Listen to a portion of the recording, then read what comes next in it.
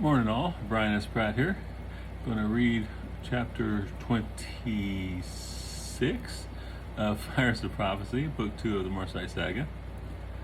So James got captured again, and Jerome has rescued him again.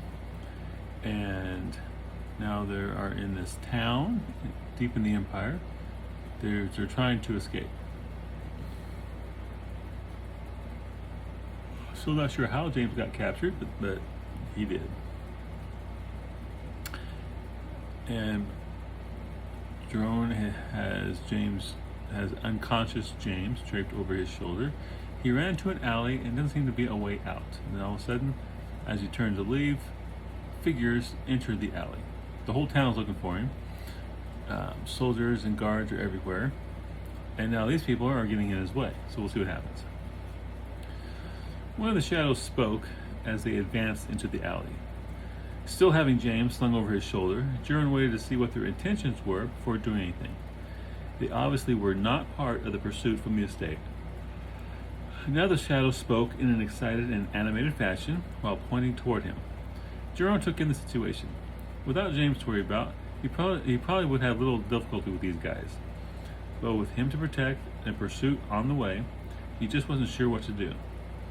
He backed deeper into the alley and watched as another 10 shadows detached themselves from the dark and joined the ones already moving his way. The street behind the approaching shadows lightened up, and the sound of running feet could be heard approaching. One of the shadows from the edge of the alley spoke, and the one who appeared to be the leader of the group barked out a command. Suddenly, they became still as they melted back into the shadows to either side of the alley. Jerome realized they were trying to remain unnoticed by those approaching, after which they would finish dealing with him. He decided to take a chance, and when those approaching along the street began to pass in front of the alley, he shouted, "Okay, boys, let's take them out." The men suddenly stopped and turned to look in the alley. The light from their torches revealed the thieves standing against the side of the alley, their knives out. One of the men shouted a command, and 3 crossbows let fly. Thieves cried out as bolts found their mark. The men on the street then rushed into the alley with swords drawn as they moved to attack. The leader of the thieves shouted to the approaching men, but whatever he said failed to have any effect. Left with little choice, the thieves proceeded to defend themselves against the attackers. Jerome watched in satisfaction as the men and thieves engaged. Swords and knives clashed as the two sides set to with a vengeance. He moved to the rear of the alley, away from the fighting, and hunted for a way out. Near the end, he found a closed door. Carrying James to it, he checked it and found the door to be locked. Drawing his knife, he used it on the lock and managed to open it. Passing through, he glanced one last time at the embattled men and grinned as he closed it behind him and reset the lock. The thieves were getting the worst of it. Well, obviously. In a stand-up fight, thieves tend to lose.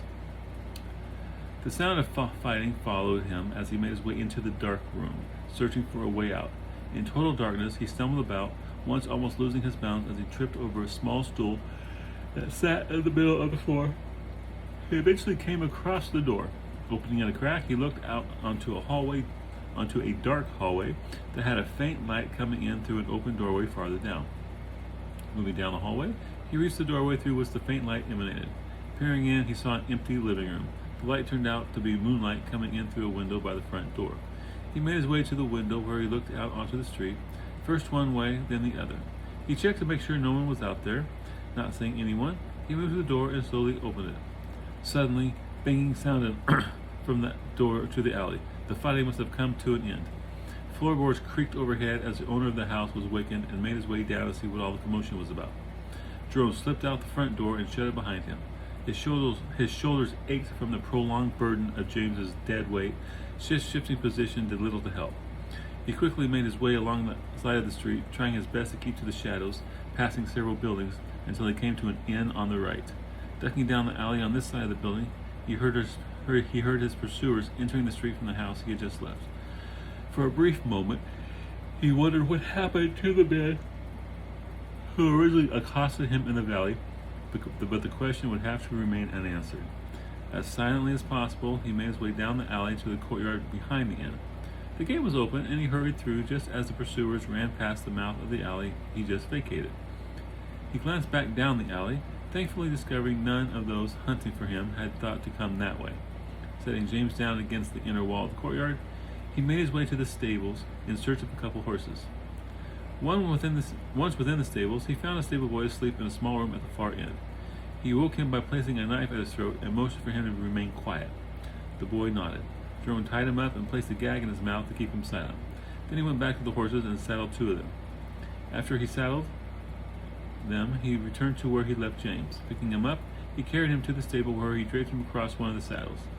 Taking out a length of rope, he secured him, then went over to the stable boy.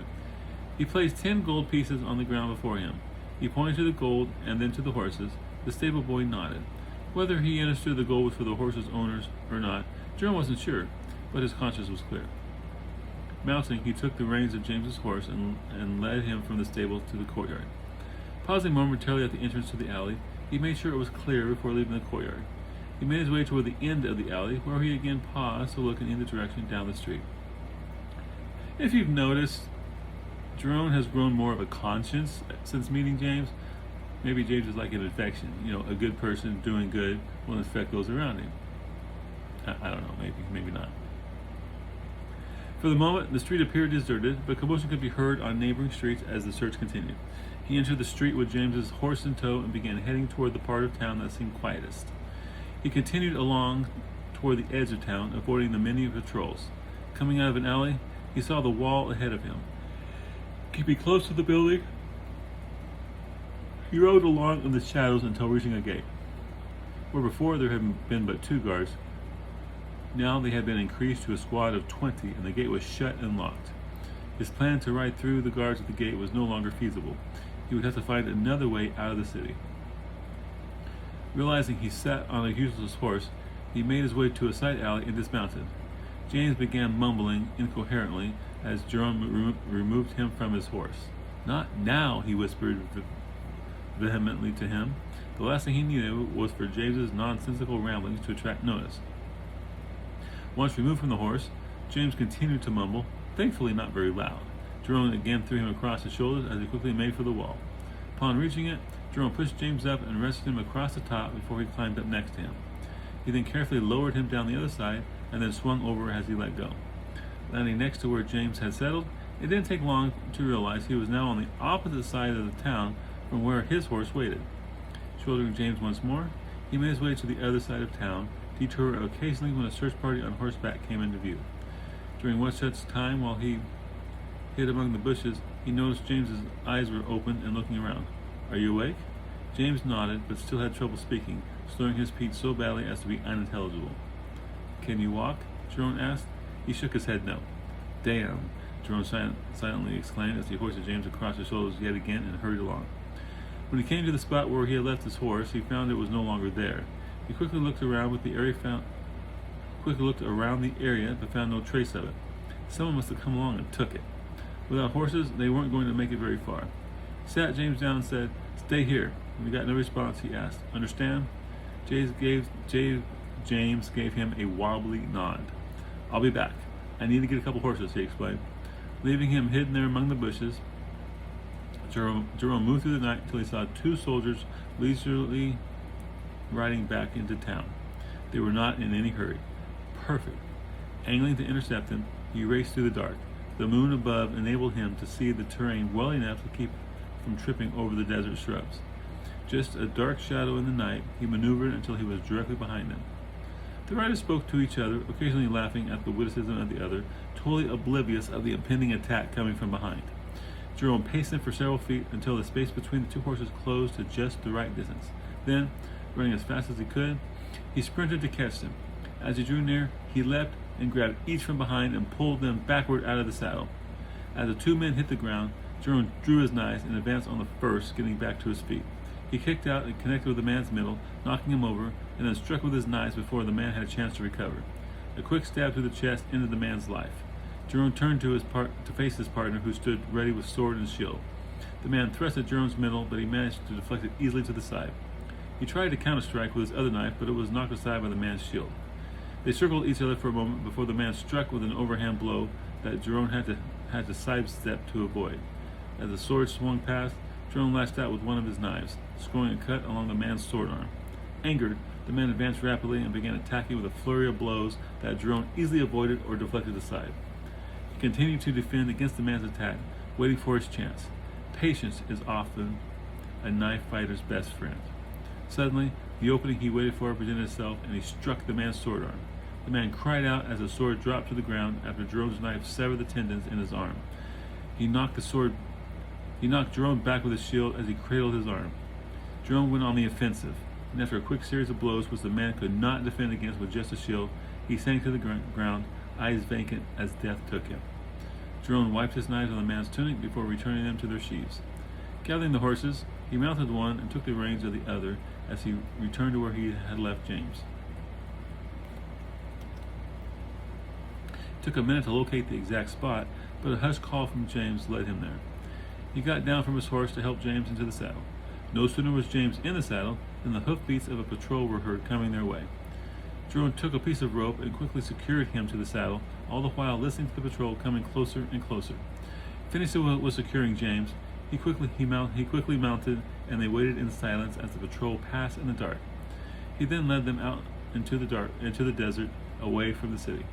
Behind them, the sound of the patrol receded into the distance as they moved farther away. Once the patrol could no longer be heard, Jerome brought the two horses to a gallop, and the miles flew by. After traveling for some time, he heard James holler, "Stop!" Jerome brought the horses to a halt, and then looked back to find James untying himself, slipping off the horse. James doubled up and began to retch into the dirt. Once his stomach was again under control, he stood and leaned against his horse for support. "Are you okay?" "Better," he assured him, his speech only slightly affected. "What happened to you?" Jerome asked, dismounting and coming to him. "Not really sure," he replied. "I remember you leaving, and then things get kind of fuzzy after that. I do remember being carried over your shoulder through town, or at least parts of it, but nothing really clear until a short time ago when I came to on the horse." Jerome related to James the events from when he returned to the camp and found him being loaded onto the wagon until now. "They must have done something to you. Probably a drug of some kind." "Think so?" Jerome asked. "It would make sense. A mage who is drugged wouldn't be able to focus clearly and do magic." Holding his head, he looked at Jerome. "Actually, it was quite effective." "I would say so," he agreed. "Can you do magic now?" James concentrated, or tried to, and then shook his head. "Not even if my life depended on it. Just have to wait until the effects wear off." "Think they will?" "Don't know why they wouldn't," he said, and then suddenly began to panic as he grabbed his shirt. "The medallion!" he cried. "They took the medallion!"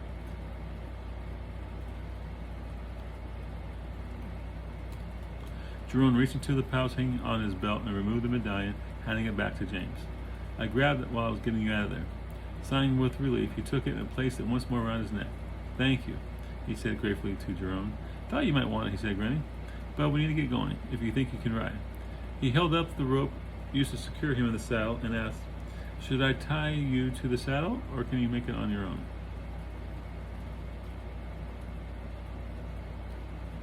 "I think I'll be okay for now," James assured him. As he tried to get back in the saddle, he had difficulty with his coordination and balance. With a little help from Jerome, he made it up onto the horse. Once in the saddle, he was able to maintain his balance well enough despite continual spells of dizziness. With an eye on James, Jerome mounted, and they continued on into the desert. The next morning, when James woke, all effects of the drug had worn off. His head was clear, and he once again was able to maintain his balance. While they prepared to ride, James realized that he was missing something. "What's wrong?" Jerome asked. "My belt with the slugs is missing," he explained. "They must have taken it when they captured me."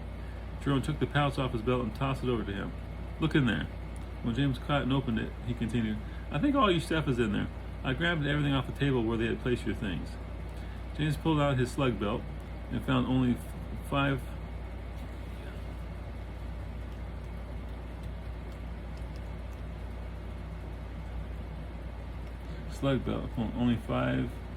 slugs remaining. He put it back on and then looked through the pouch. He pulled out a vial containing a clear liquid. Holding it up, he took a closer look at it as he said, "This might be the drug they use." He handed it to Jerome, who examined it. "Didn't realize I had taken it," he said, and then handed it back.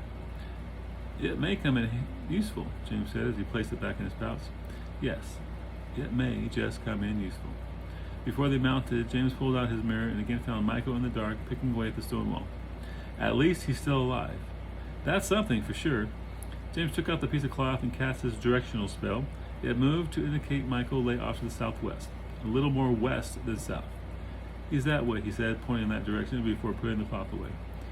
Jerome sat for a moment on his swords, contemplating how to say this. You know, the noose is tightening. By now, soldiers are going to be swarming this entire area looking for us. And it's not just soldiers, but mages too. What are you saying, he asked, that we should give up, leave him to his fate? Shaking his head, he said, no, I could never do that. If you feel you can't continue, I'll understand, but I need to try. It may well be impossible to reach him, he continued. It may not be possible for us to even escape the Empire. Maybe not, agreed James, but I have to try. Don't worry about me abandoning you, Jern assured him. I won't. I just wanted you to understand that things are getting more complicated. I know, he said. I understand. We just need to be more alert and careful. Jerome turned his horse to the southwest and asked, ready? Yes. As they roamed, Jerome got a notion and asked James, can your mirror locate enemies in the area? If we had that information, maybe we could avoid them and make better time. Possibly, he replied as he dug out his mirror. See, even smart people sometimes have a blind spot that is so obvious to everybody else, right? So finally, James is learning that, hey, maybe I can, see where everybody is so we can kind of work our way through and not be noticed.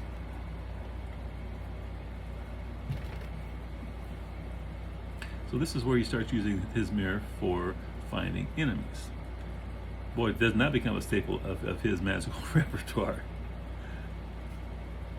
Handing his reins to Jerome, he concentrated as he stared into the mirror. The image blurred, and then he saw a bird's eye view of them riding along. Expanding the view, he widened the scope to be able to see more of the surrounding desert than just themselves. He was able to scroll the image for some time in any direction. The farther he scrolled the image away from their position, the greater the amount of magic needed to maintain the spell. He was always able to come back and center the view on them with just a thought. See, I think having come from Earth enables him to do this better because he, we have TV, we have ways of media projecting images onto things, and scrolling, moving things around. He's a gamer. I mean, back when he first left Earth, gaming might have been a little bit more rudimentary than it was today, than it is in 2024. But the idea is still there. So that's why I think being from a technological background gives James an edge that the people of this world could never have. Yeah, he told him. I think I can manage that. Good, Jerome said. Anyone in the vicinity? James scrolled the image and then shook his head. No, there doesn't appear to be anyone ahead. Off to the north is a sizable forest, but they are not coming our way. How far are we away from the coast? James tried scrolling the image, but failed to pick up the coast before the power drain became too severe. I don't know, he replied. I'm not able to see that far. See, and that's another check and balance. See, the further away, the farther magic has to reach, therefore the stronger the magic has to be used to do it. So James is not omnipotent. He can't just view the world, but just pieces of it. And the farther the piece away, the more magic he's going to need to see it. He checked the area. Let's see here. Oh well, at least we know we're okay for now, he said, relieved. Just check it often so we'll know when to detour. All right. He checked the area one last time. When he found no one ahead, replaced the mirror back into a shaving kit. They rode for several hours. James checked periodically for hostiles with his mirror. The second time he checked, he found a dozen riders coming their way, and they had to swing to the south to avoid detection. Continuing to detour around pockets of hostiles, they crept their way ever closer to the coast. When night began to fall, they stopped for a short meal. All they had with them was what the riders had in their bags when Jerome appropriated their horses, which wasn't much. Think we should continue through the night? Jerome asked. I think the horses will be okay, he replied. Besides, we're less likely to be discovered in the dark. I was hoping you'd say that, Jerome said as he finished his meal and mounted. Of course, in the dark, James wouldn't be able to see where everyone else is either. James mounted and they continued their way toward the ocean. Once night had fallen, the mirror became useless as everything was black. Now they had to depend on the senses to detect anyone approaching. A half moon rising later in the evening provided some light. Around midnight, they crossed the main road going north and south. A short time after that, they saw the moon's reflection off a body of water in the distance. The smell of salt in the air told them they had reached the ocean's shore. They paused a moment as Jerome asked, "Now where?" As they reached the ocean. I'm making it just ocean. The smell of salt air in the air told them they had reached the ocean. They paused a moment as Jerome asked, "Now where?" Taking out his cloth, James again cast his directional spell, and the cloth stiffened up and pointed along the coast. "Farther south, it looks like," he told Jerome as he put the cloth away. "Guess we follow the shoreline." Nodding in the dark, James replied that would seem to be the plan. They followed the shoreline for another hour or two before running across what looked to be an old-fashioned shack set up along the beach. It looked the worse for wear, but it could hide them while they got a little sleep. Jerome dismounted and went up the shack to look inside. He signaled for James to join him when he found it empty. There was barely enough room inside for them and the horses, but leaving them outside would tell anyone passing by that someone was there. Bringing them in with them, they closed the door and alternated between sleeping and keeping watch through the rest of the night. The morning sun coming through the cracks of the shack awakened James. He shut up abruptly when he failed to see Jerome. His horse was there, but he was not. Going to the door, he looked out and saw him outside walking along the shoreline, head down looking at the sand. Coming out, he asked, "What are you doing?" Jerome held up a conch shell and said, "I found this over by the water. Incredible, isn't it?" Smiling, James replied, "Yeah, that's something all right." With a last look around the sandy beach, Jerome joined James as he walked back to the shack. Once inside, he put the conch shell into one of the bags. "I'm going to give it to Tirsa when we make it back. I'm sure she'll like it." They brought the horses out and mounted. James checked the mirror before they left and found no enemy soldiers in the immediate vicinities or farther to the south. He kept the mirror out so he could check it periodically as they made their way along the shoreline. After traveling for over an hour, James asked, "Do you have any water?" Jerome shook his head. "No, I used up the last of it this morning." "We're going to need to find some soon, or we're not going to last long under the sun." "I know, my horse could use some too," he said. "Can you find a source close by?" "Maybe." After concentrating on finding water, the mirror opened up on a great expanse of it. "I think I may have found something." He expanded the view, and the edge of the water came in. He saw two men on horseback riding along beside it. His excitement ended when he realized that it was Jerome and himself that he saw, and that the body of water was the ocean. Frustrated, he concentrated on finding fresh drinking water. The image blurred and then focused in on a small pool with several palm trees around the edge. "Got it!" he exclaimed. "Where?" Adjusting the view and scrolling the image, he determined it to be several miles off to the southeast. "Anyone around?" "Several people," he replied, "but no soldiers. They look to be travelers stopping to water the horses." We'll have to chance it." Jerome turned his horse to the southeast, and they soon crossed the main road. One lone traveler saw them crossing, but didn't seem to pay them much attention. As they rode, Jerome said, "That's a handy thing, your mirror." "Yeah," James replied. "The more I use it, the easier it is to find what I want." "Can you use anything?" he asked. "I mean, like a pool of water or something?" "I would think so," replied James. "It would be the same principle, so yeah, I think I could." About that time, they saw the palm trees come into view. They slowed their approach when they saw a dozen or so people around the water. "Must be a caravan of some sort," guessed James when he noticed several wagons pulled up around the oasis. A road stretched in the distance on the other side, going east to west. "Looks like it," James agreed. "Let's be careful. In and out quickly."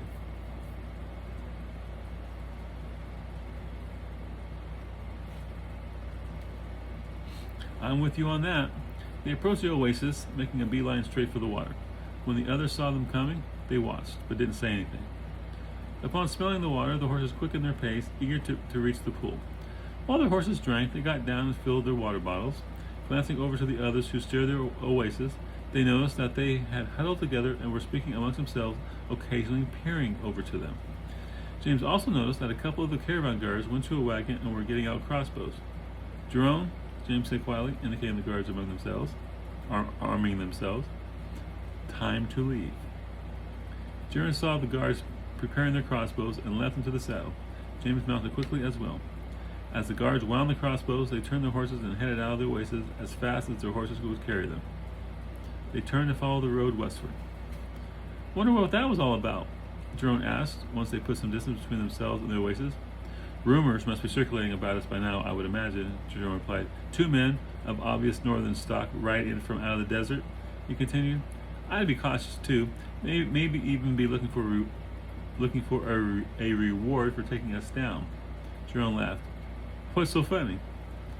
After all we've been through, he said, grinning. Escaping first Azak and then Al-Kur, the thought of us being taken down by a bunch of caravan guards, it just seemed funny. I suppose, James replied, not seeing the humor in it. He pulled out the mirror and checked for hostiles in the area.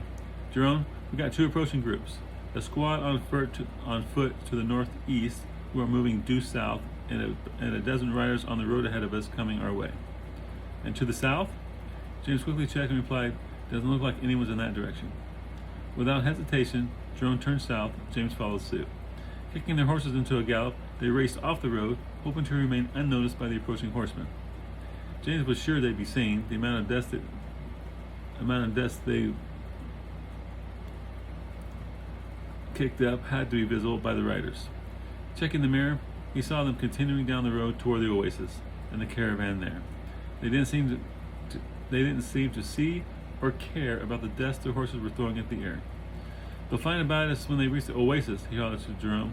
Then let's put as much distance between us as we can before they return, Jerome replied. They continued at a gallop for a ways before bringing their speed down to a trot, saving their horses' strength for later. Checking his mirror, James saw the riders had reached the oasis and were watering the horses. The people from the caravan gathered around the riders, speaking with them. As they rode, he kept an eye on the horsemen and then, with dread, watched as they left the oasis and moved to follow them fast. They've left the oasis, he announced. When Jerome glanced, he added, Are they galloping our way? Oh, when Jerome glanced at him, he added, Are they galloping our way? He added, And they're galloping our way. How far behind us are they? It's hard to tell with this, he said, holding up the mirror, but I wouldn't think much more than an hour. Great, Jerome said. They made quick time, alternating between galloping and trotting to keep the horses' strength up as best they could. Jerome looked at James, who was checking the mirror, and asked, Well, they are still behind us, though they're not gaining very fast, he replied. To the south is another road, or rather a continuation of the road, of the coast road we followed previously. There doesn't appear to be any soldiers on it, just regular travelers. Wait, he cried out. What? Oh, man, he said, a large force containing men and cavalry is coming from the south along that road. There must be over 1,000 of them. He scrolled the mirrors some more and said, To the southeast is another band of horse coming in this direction too. You mean they've got us encircled? Jerome asked. Yeah, he replied. It looks like the only way to go is toward the coast, but that's a dead end. Unless we find ourselves a boat. Is there a town to the west? Let me check, he said as he scrolled the view farther west. Excitedly he exclaimed, Yes, there is, and it looks like it's a port city. Any ships at the dock? Jerome asked hopefully. 4. Turning his horse westward, Jerome said, Then let's go get ourselves a boat. But, James said, it's going to be broad daylight. How are we going to sneak aboard and take a boat? Giving James a slightly evil grin, Jerome replied, Who said we were going to sneak? So, I think Jerome's tired of sneaking around. A pit fighter doesn't sneak. He faces his foe and takes him down. And I think Jerome's just ready for that right now. So, still, I never really explained how James got captured in that last little incident. And frankly, I don't know. I think I just did it for the storyline. It's possible that they knew he was in the area. It's possible that the mage who captured him knew he was in the area. And like James can do for searching spells, he probably did too. They located him. They incapacitated him with that drug in one way or another. And then they took him. So, I mean, the mages are pretty advanced as far as tactics go, but James has broader skills because of his technological background, which gives him an edge, I think. Because James is much more versatile. He can adapt magic to whatever is happening. Whereas the Empire mages, they have learned spells. They have learned to do certain things in a certain way.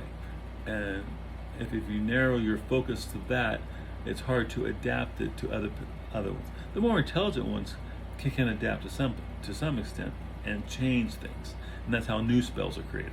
And then they pass those on.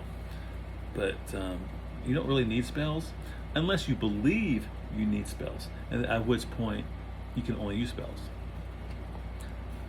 So chapter 27 tomorrow. It's Monday.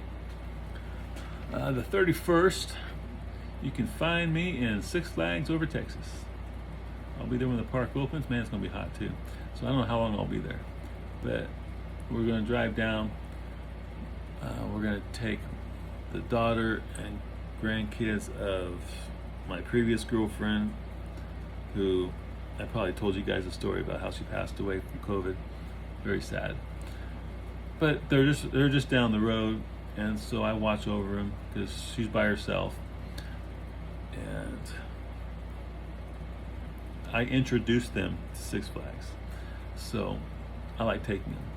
Six Flags, besides with me and my son going there, it's okay. But when you have little kids, and one of them is, I think, first grade, it's a whole another level of fun because you get to enjoy it through them. And so I'll probably be walking around. I'm gonna take my backpack. I always have my backpack, and the inside's gonna be my Sudoku and my reading glasses. And when I get hot, I'm gonna find a nice cold bathroom, go into a stall, sit and do Sudoku for about 10-15 minutes to cool down. Anyway, y'all take care. And remember, like, share, comment. Those all things help the algorithm and help this spread. Not that many people are reading it anyway. But I'm okay with that, because the few who are, you guys keep me going. Thank you. And I'm really energized with writing too. I haven't been that way for a long time. I mean, I would type off and on, but nothing like I'm doing now. I'm really focused on getting this book done by the end of August. And it's going to be close, man. If I got to push it back to September, so be it. But I'm not going to short the book just to make an August 31st deadline.